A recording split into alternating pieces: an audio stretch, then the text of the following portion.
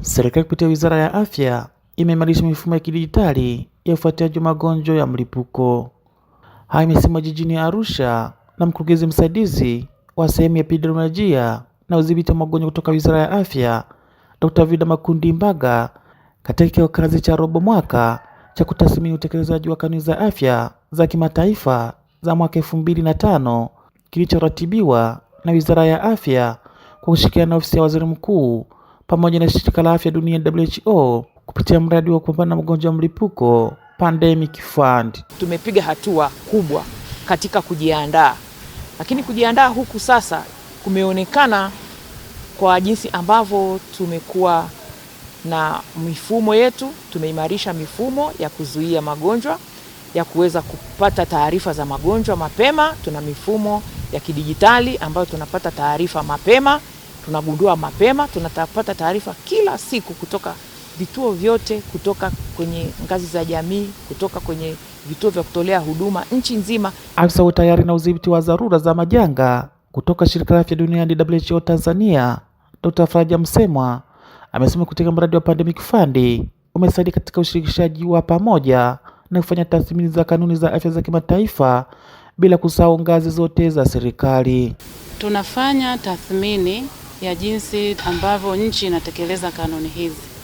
Vile vile tunapanga mipango ya kuendelea kuimarisha maeneo ambayo yametambuliwa kuwa hayana au hayajafanyika vizuri, ili kuhakikisha kwamba nchi inatekeleza kanuni hizi na nchi ina uwezo katika maeneo ya muhimu kuweza kukabiliana na dharura mbalimbali. Kwa kupitia usimamizi wa Wizara ya Afya tumeweza kutumia rasilimali zilizopo kutoka kwenye mradi wa Pandemic Fund ambao ulizinduliwa miezi michache iliyopita mwaka 2025 kuweza kutoa kipaumbele hata katika kufanya mikutano ya tathmini, ambapo mkutano huu pia unafadhiliwa na fedha kutoka Pandemic Fund. Mratibu wa afya moja kutoka ofisi ya Waziri Mkuu, Sera Bunge, uratibu na wenye ulemavu, Mwanaisha Mrisho, anazungumzia umuhimu wa kikao hicho. Tumekusanyika hapa kujadili utekelezaji wa kanuni za afya za kimataifa ambao utatuwezesha kuweza kama nchi kuweza kujiandaa kukabiliana na kupambana na maafa, hususan magonjwa ya kuambukiza ambayo mara nyingi huwa yanakuja kwa ghafla. Kwa hiyo tumekaa hapa kuangalia jinsi gani tunaweza kukusanya taarifa za awali zitakazotusaidia kujiandaa na kupambana na magonjwa ya mlipuko. Afya moja inasaidia sana kwenye kujiandaa na kupambana na magonjwa kwa sababu tunahusisha wataalamu kutoka sekta mbalimbali kama mifugo. Kwa mfano, kuna magonjwa ambayo yanatoka kwa wanyama kuja kwa binadamu. Kwa hiyo tunapata taarifa za awali kwa haraka, na ushirikiano kati ya Wizara ya Afya na mifugo unakuwa unaenda sambamba sana na kubaini haraka sana na kuweka mikakati ya haraka na ya pamoja kwenye kupambana na magonjwa haya ya kuambukiza.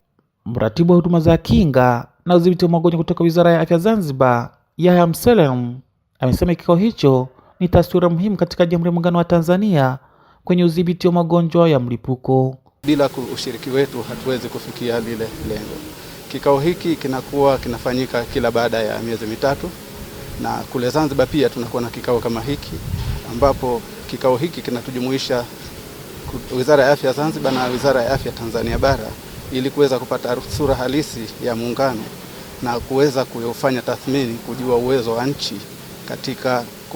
katika usalama wa afya. Kwa hiyo tathmini ambayo inafanyika hapa inatuweka sisi kwa upande wa kama United Republic of Tanzania tuko vizuri katika maeneo gani na maeneo gani yanahitaji kuboreshwa. Faustin Gimgalafoni, Arusha.